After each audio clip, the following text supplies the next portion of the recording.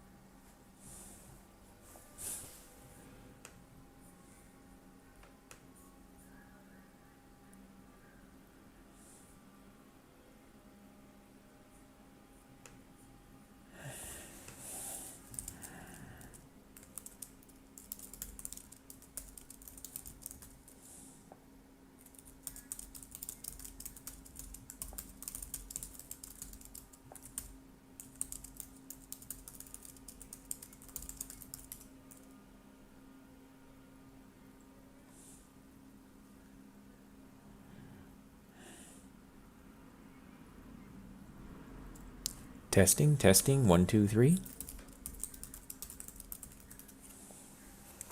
Wondering if you guys can hear me or not. I'm not sure how much of a delay there is in this.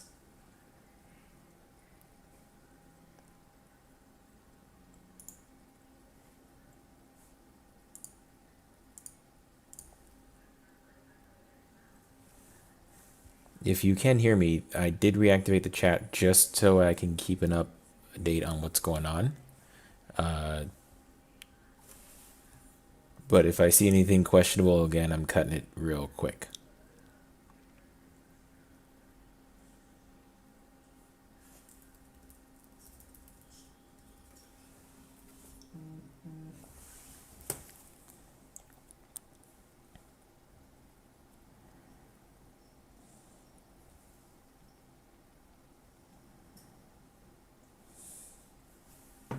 Yeah, if you can hear me, although it sounds like I'm really quiet, I wonder why.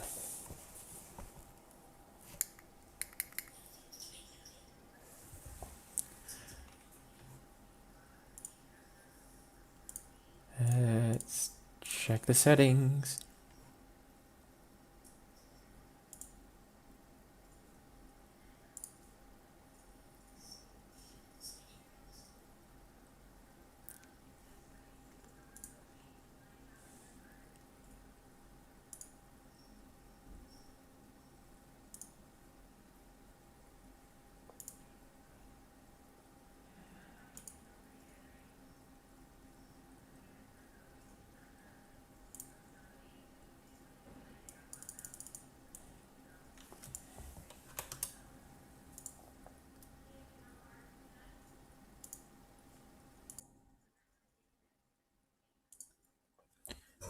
Hello, hello.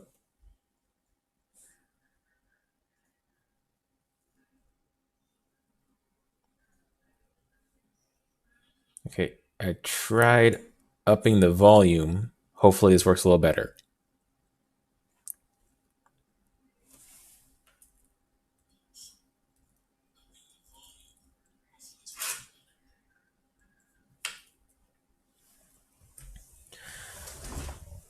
Okay, so hello, class. Welcome to my attempt at making this a little more fun than your basic uh, teaching lesson. Now, just so you guys remember, this is just a supplementary video. It's more to address questions. So if you message me in game through the chat, I can address questions more directly. I'm going to kind of cover most of the same stuff the video did, probably not in as much detail, but in a different way to kind of help out. So I know there's going to be a few second delay. So make sure you message if you need anything. If you can't see the chat, hit refresh. But like I said, when I tried to do a practice let's play last week, I had to deal with some people doing and saying some things in the chat that were not appropriate, and that we shut down immediately if I see anything like that. I want this to be something that I can help kids with, so please don't ruin it for everyone. As for what we're going to do is we're going to use waves. Now, to first start with waves, we first need to understand something. And also, if you can't hear me at any time, please, please, please message me, and I'm going to even put that in the chat.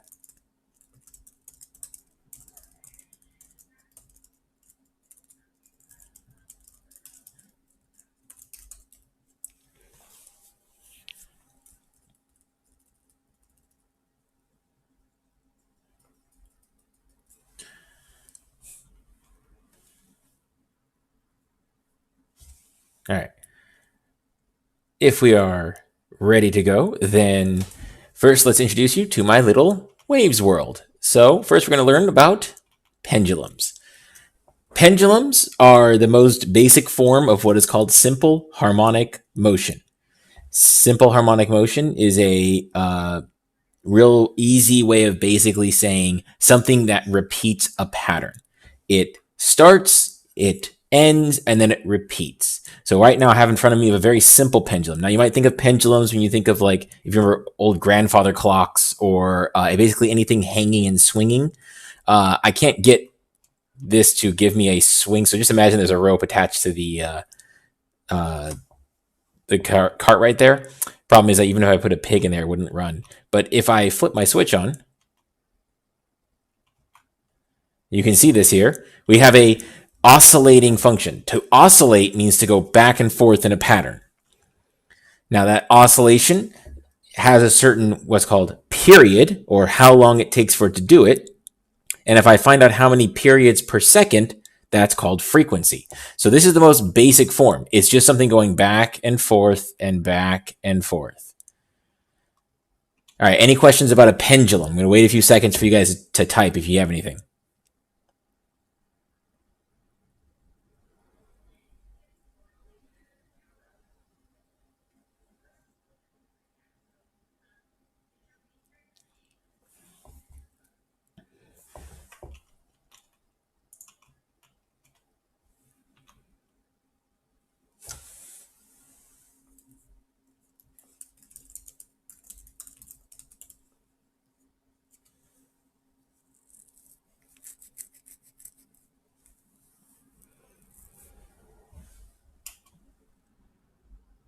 I don't know how long the stream delay is.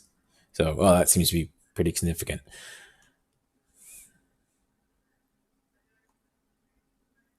All right, if there's no really other questions, pendulums are pretty simple harmonic motions and such. Now, if you watch the video, you'll know that there's basically two types of waves, and every wave is a simple harmonic motion. Simple harmonic motion just means something is repeating. So it's swinging back and forth or bouncing up and down. The one that you saw probably in the video the most was what's called a transverse wave. Now, a transverse wave is over here. So here's my little transverse wave setup. This transverse wave deals the same way like you would see a graph. So it's that black line in the middle. That's my x-axis on a graph. You might recognize what one of these looks like.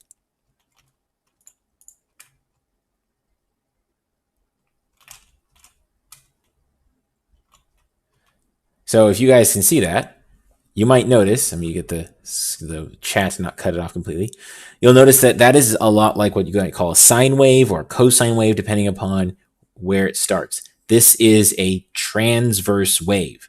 It's called a transverse wave because it traverses perpendicular. If that sounds a little weird, just follow along with me. If you notice the minecart here, this first one, ooh, I gotta turn my audio off. This is getting annoying.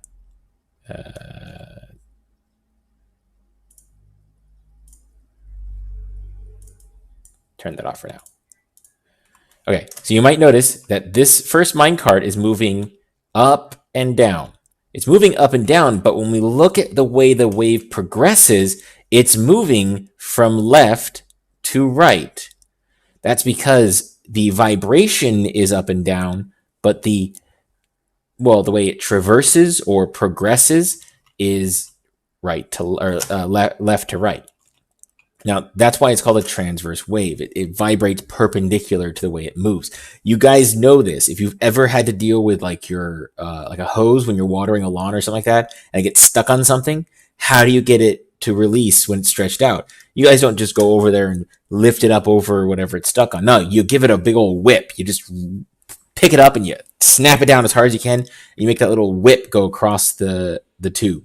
That is a transverse wave. You moved your arm up and down, but the wave was called propagated or moved or traversed across the medium in this mesh. So this right here, this is a transverse wave. Now there's a couple of things you should note about this.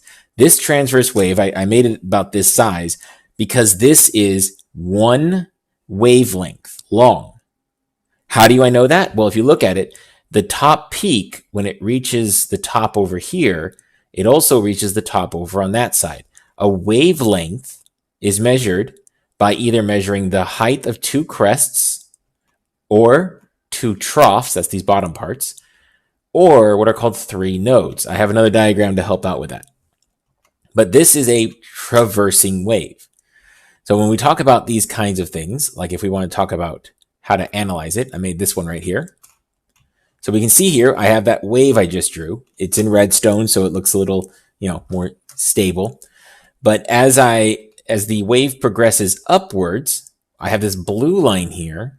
That's representing the amplitude, basically how powerful it is. Not how fast it's moving, but how much energy I had to put into the system. Think about it when you're trying to whip that hose. If you're trying to pick the hose up and really get that snap to have a big high hump in it when it goes down the way, you need to put a lot of energy. You gotta really lift it up and you gotta really snap it down hard.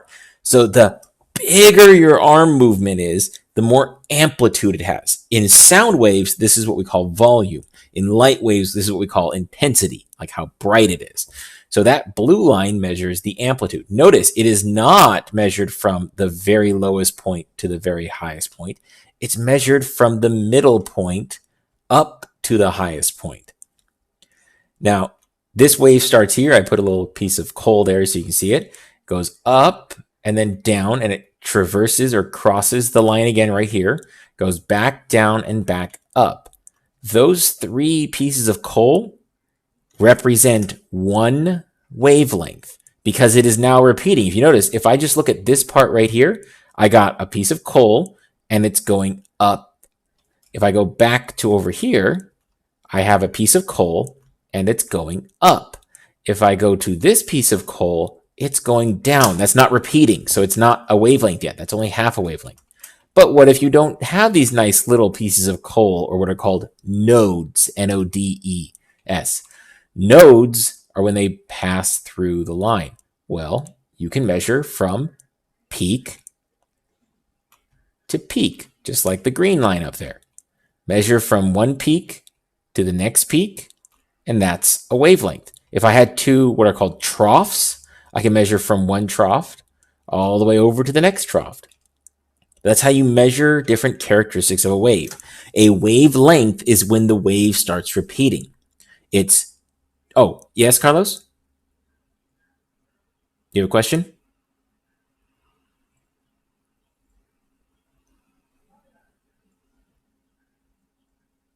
I know there's a delayed chat, so I want to make sure that I address it. Oh, just hello? Hi, how's it going? You just wanted to call out, I see. Okay. So, the the wave here, which is what a lot of the Brain Genie questions are going to be like, things like identifying how many wavelengths you have. Right here, I don't even have 1.5. To get a half, I'd have to extend this out a bit more and basically probably out to make a really quick, cheap version of this.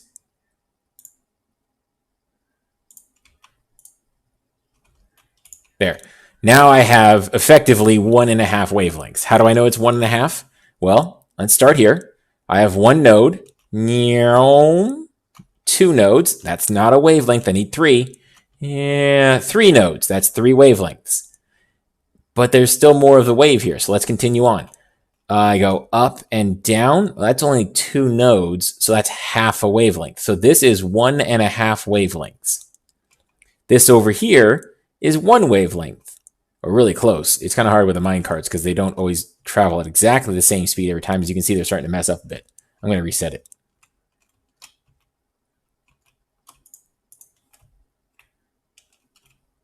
Nope, they didn't reset proper. Whoa, some of them merged into the blocks of iron. That's not right. Okay, well, I don't need that right now. Isn't Minecraft fun? Oh, so the wave repeats itself after the third point? Yes, that is exactly right. So you can see here we start at our first part of the wave. It goes up and then down and then back up. So right here, I have done one complete wave. If you actually kind of look at it, let me just see if I can just kind of show you this in a perspective way. Hold on, gotta make a floor. Let's get this set up right. If you actually kind of look at this as a drawing, you might notice a certain shape. I'm gonna follow this along. So I'm gonna go up at an angle, kind of start here, and then go up and over. Now I'm at the top, and then I'm gonna go down. Ooh, I might need to dig this out. I didn't not plan this right. I'm gonna go down. So I gotta go down a little bit. So I'm on the downward part right here.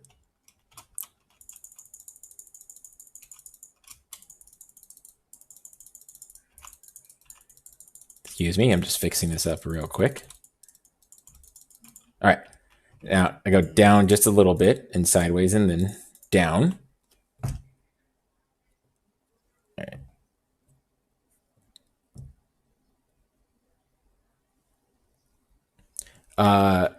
Now I'm at the bottom again. So I'm right here at that coal part.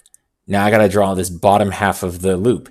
Funny thing is that if I draw the bottom half of the loop by going back, you might notice a certain shape is forming. I love Minecraft lets me do that. Flying bricks just floating up there.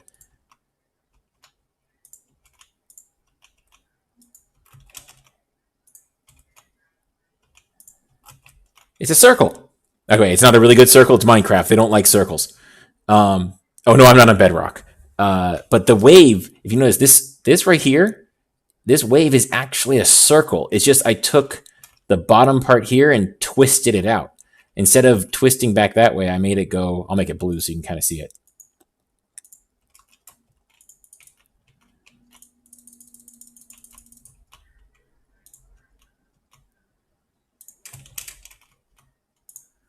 I gotta reset these settings. I made a new world and the settings all got the default, so it keeps hopping up lines.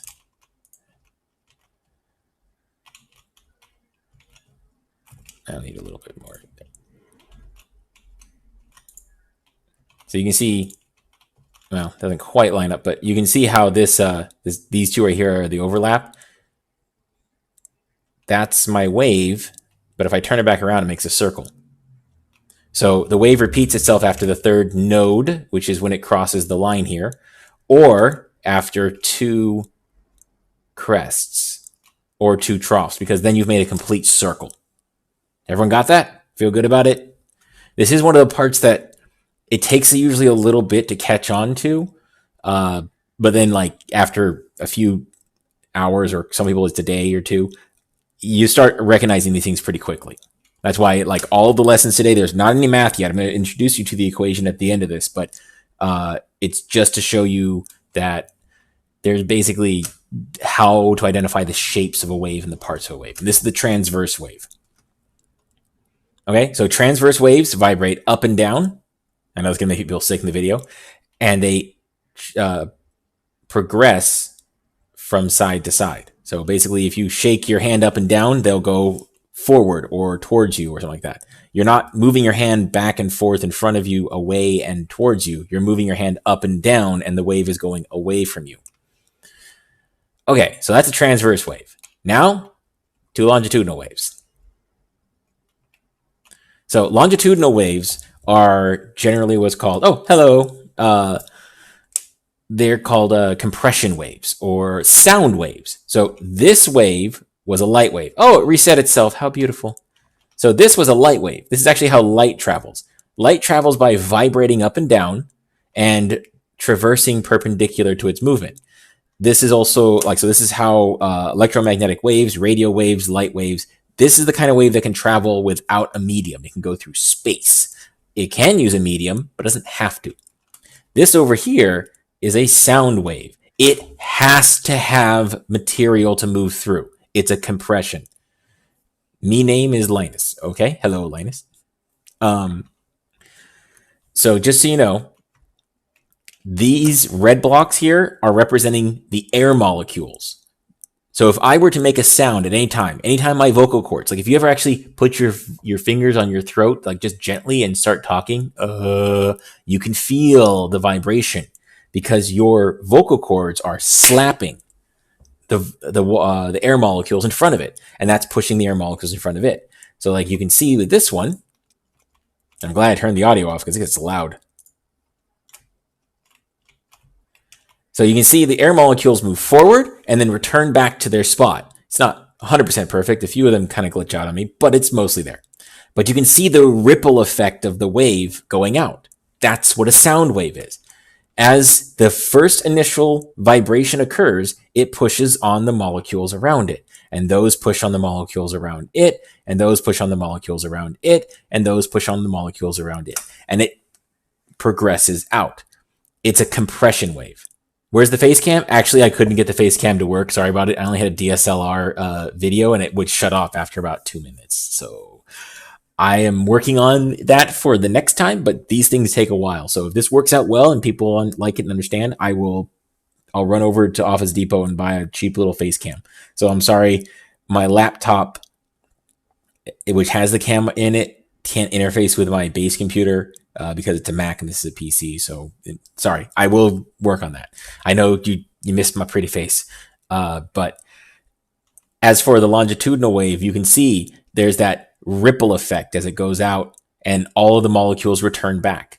Now for this one's a little harder to see. So you can see it in the videos on the additional link. Now, if you look at the description of this video, there is an additional website that I created for you guys. It looks weird. The URL, it's a Remax community. It's because I used to work for them and I was their web server host. And basically the guy who owns the website was nice enough to let me use part of their server without having to pay for it because I helped him out. So it's a free site. So yay me. But basically it's got all the stuff we're going to cover in our introduction to waves. And you'll notice there's little cameras on several of the links that literally go to a video to explain to you what a transverse wave is and what a longitudinal wave. And it's a little easier sometimes to see in a drawing what's called a rarefaction or a compression. That sounds really weird and really hard. Oh yeah, what kind of wave would a tsunami? Actually, a tsunami wave, that one's great because that's a great question, Helen. That's actually an awesome question because it's actually both. Weird, huh? It's because on the surface, you can see that up and down motion, right? You see that up and down motion that looks like this, right? It's because on the top, when it starts breaking, it's actually progressing like a transverse wave. But underneath, it's a longitudinal wave. You ever heard of riptide and things like that? That's the longitudinal. Those are the molecules of water being pushed forward and then pulled back to their original position. So It's actually both. An ocean wave is both a longitudinal wave and a transverse wave. It's actually called a surface wave. It's kind of a mix between the two. Now, as for like for this wave, like I was saying, I had two words I used: rarefaction. Earthquakes actually fall under two different kinds, which are called P waves and another type, but they're really close to longitudinal waves. But because it depends on whether or not the two surfaces are rubbing against each other or pushing underneath one another, they pretty much act a lot like surface waves. So for sound wave, is that why sound gets quieter the further away it is from something? Yes, actually, amazing, Esmeralda. That's usually something that most people don't pick up on. If you kind of look at the fact that it's spreading out, you got to understand, I started with a certain amount of volume in my voice, a certain amplitude in my voice. Well, that's like I have a certain amount of, let's say you had something like a cup of water. I had a cup of water. That's my amplitude. Now, if I only have to put it in a single cup, it looks pretty dense, right? There's a lot of it. It's got a nice full cup. But if I have to spread that cup out over everywhere, it's not as much. So here, let's do a little quick visual example. I mean, I got water right here, but that's not really what I need for. So go away.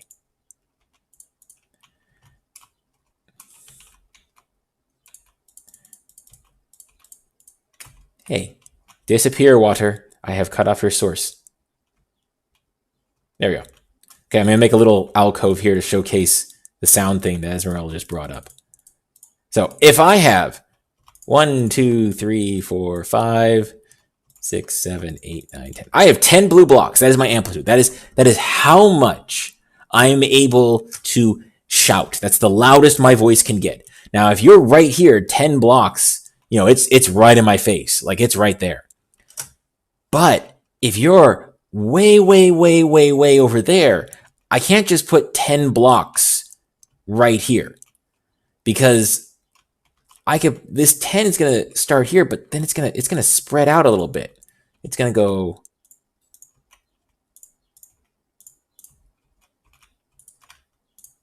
It's going to spread out a little bit. It's going to spread a bit because it's got to spread out. Well, okay, then let's check the next one. I only have 10 blocks to work with, so every single time it gets a little wider. Let's see, 1, 2, 3, 4, 5, 6, 7, 8, 9, 10. And you notice it's already getting quieter on the edges. Okay, well, what about here? Let's see, 1, 2, 3, 4. Let's make the ground even. 5, 6, 7, 8, 9, 10. Oh, look, it's getting quieter on the edges already. And then, sorry, I just got to make the floor. Well, you can see that it's all dropping off. And then I'm down here on this row. 1, 2, 3, 4, 5, 6, 7, 8. Ooh, gosh. 9, 10. That's it. That's all I got. Look, it's getting quieter and quieter. 1, 2,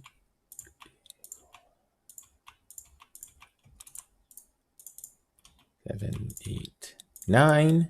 Oh, well, the middle one's going to be up high enough. And eventually I'm going to run out of blocks. Like you can see, it's getting quieter and quieter as I move forward. Oh, it's both of you? Okay, I don't know. Just going with what the username said.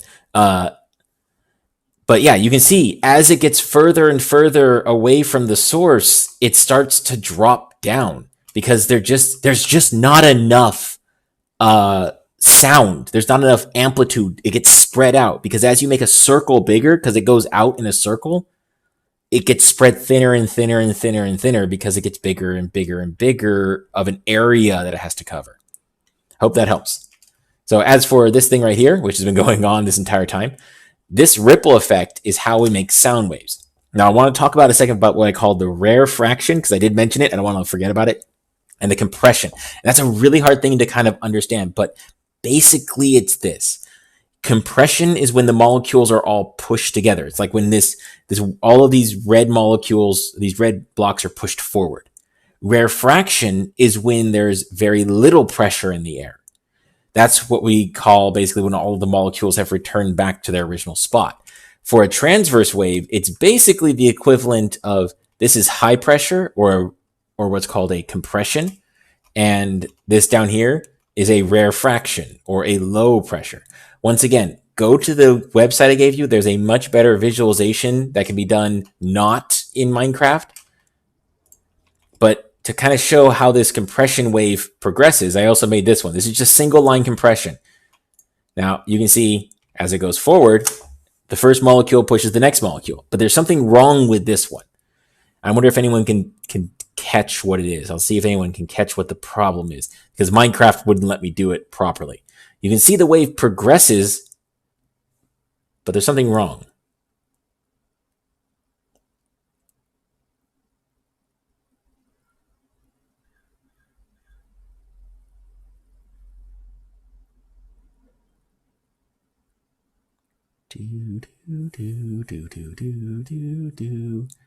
I can't sing more because of copyright issues. La la la.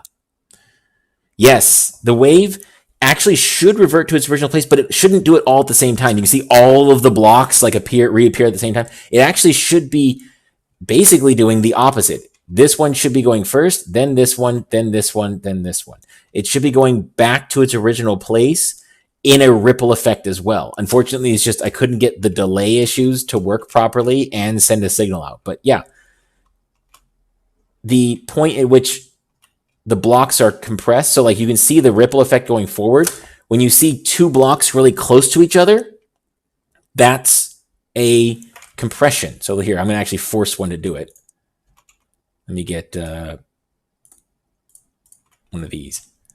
So if I forgot how to power this exactly.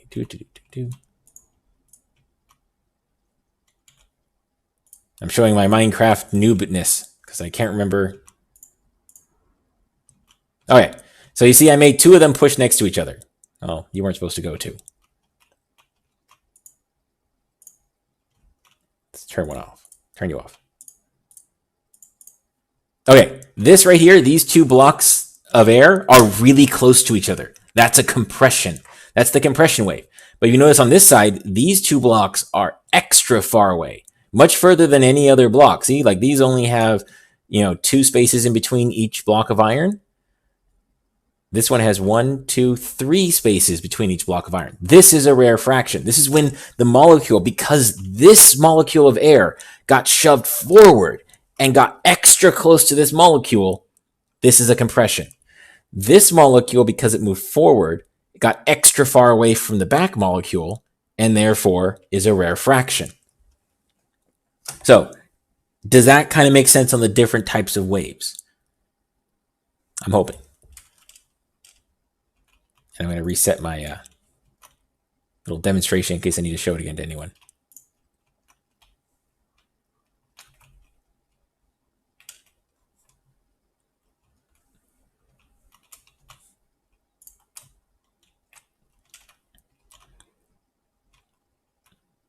I'm so glad when that resets correctly. It's such a pain to reset manually.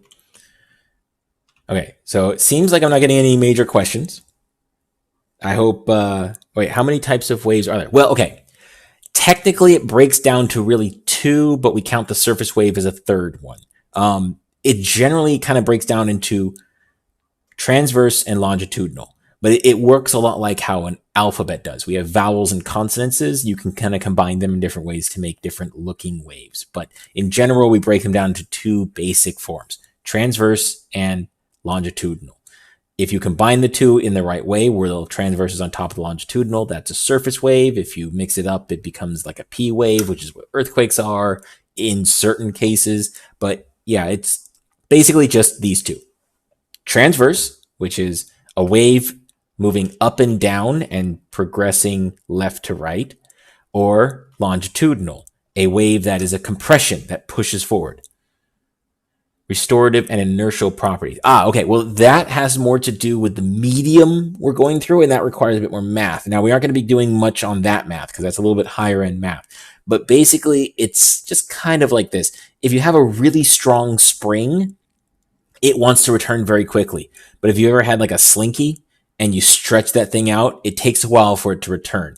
Restorative properties is just basically how fast it returns back to its original position. We will be talking about that kind of idea when we talk about what's called basically the index of refraction, which is basically how fast a wave can travel through material. Different materials allow different waves to travel at different rates.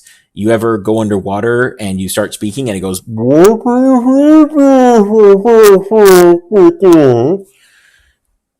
your voice sounds all stretched out. And that's actually because that's what's happening. Underwater, sound waves travel so much faster. And because they're traveling so much faster, and we're going to get into this more next time, because they're traveling so much faster, this wave actually gets stretched out. It's easier to see on the transverse wave one. But imagine if I had to take this wave that had this many blocks in it, and instead of making one wavelength end here, I had to make one wavelength end way out here. Imagine how stretched out that wave would have to be. Like, it would barely look like a wave. But because it got stretched out, what's called the frequency drops, which we're going to talk about wavelength, frequency, and velocity in the, not next week because next week's spring break, but we're going to talk about those in the next part of this unit, where we'll actually do the more calculational stuff. And I'm going to make a couple more videos on that. Now, so don't worry too much about like knowing the exact density, quality, restorative calculation stuff and inertial property. Just know that different materials allow different waves to travel at different speeds. This is how we get light to bend. This is how we get sound to bend and distort and things like that. But over here, this is the main equation that you're going to need to know about. This is the big equation. There's a few other ones we'll be learning, but this is the biggest one. Oh, the chat kind of blocks part of it. There we go. So what this is V on the left is velocity. How fast is the wave traveling through the material? As I just said, different materials cause different waves to travel at different velocities. So a light wave out in vacuum travels at 3 times 10 to the 8 meters per second, or 300 million meters every second. That is really, really fast. But in water or inside glass, it can slow down to a half of its original value or less. In fact, we've created material that can slow light down to just a few meters per second, or basically walking speed. So that V is the velocity in the material. This really weird looking orange letter, which I tried my best to make in Minecraft blocks, is called a lambda. If you're ever wanting to know, like if we had our vocab lessons that we used to do, a lot of people would make jokes about it being a lamb. Duh. But it looks like an upside down Y, basically. It's a Greek letter and it means wavelength. That was what the green, I should have made it green now that I think about it. It's what this green bar represents. It's what is the length of the wave. Now, F is frequency. Frequency is simply how often in a second. Basically, how fast is it going? If your frequency is once every 2 seconds, that means, twice every second, you clap twice. So 1, 1,000, 2, 1,000, 3, 1,000, 4, 1,000. You're clapping twice in a second. What we mean by frequency is how often does this wave go through in a second? Now you can see this wave right here is pretty slow. It takes more than a second for it to traverse from the beginning to the end of its wavelength, right? This is not a full number wavelength. Yes, it is the Half-Life logo. That's actually what it's used for, because it's used also for decay, and when we did our Half-Life stuff. Also, it's the Half-Life logo from the calculations you guys did in Unit 2 units ago on nuclear decay, not just the game. But yeah, so like this wave is a very slow wave. Its velocity is very slow. Its frequency of how long does it take for that minecart, that one minecart to go up and down? That's its frequency, because its oscillation is from here, starting here, and going up here, and then coming back. You can see that a little easier on this pendulum. So you can see, if I counted how long it took for it to go back to its original position, so like 1, 1,000, 2, 1,000. Okay, it's about 2 seconds. That worked out pretty nicely. So if it takes 2 seconds for it to go through its entire cycle, how many cycles do I have every second? Not one. I don't have a whole cycle. I have half a cycle. It takes 2 seconds for it to get back to its start point, which means that every second it only completes half of the trip. So at 1 second, one, one, one. It's only halfway through the cycle. It only got about halfway back to its home. So that's what frequency is. Don't worry if it's a little confusing. I am going to be sending out more videos, more question times, and more stuff like that. So, are there any last minute things you have about the Minecraft video? Because that was pretty much what I had set up for the lesson at this time. And we've been recording for about 47 minutes now.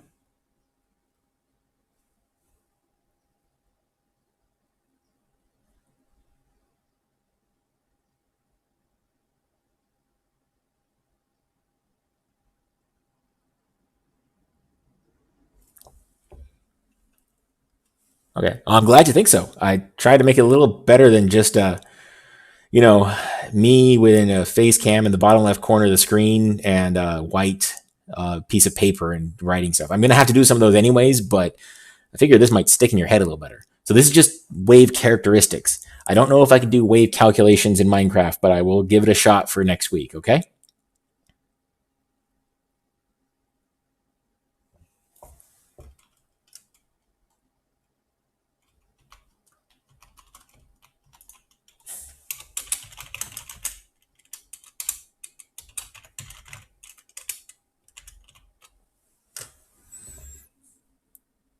Can you give us questions for extra credit? Well, I'm not sure. You mean in here? Like in the actual video? Oh yeah, no, the video is going to be on the YouTube. It'll be live, available for everyone. Please, guys, watch the videos on my YouTube right now. I uploaded a preview of how we're going to do worksheets for not next week, but the week after. And also in the description, there is a link to that website that has the wave breakdown. It's all the introductory wave stuff. We didn't cover everything on it. There's stuff like Doppler effect, refraction, diffraction. Those are 3 different words, even though they sound similar. And destructive and constructive interference. So make sure you watch those other videos. And take it easy out there. If you need anything, let me know. I'm on the Remind app. It messages my phone. So please do let me know if you need anything.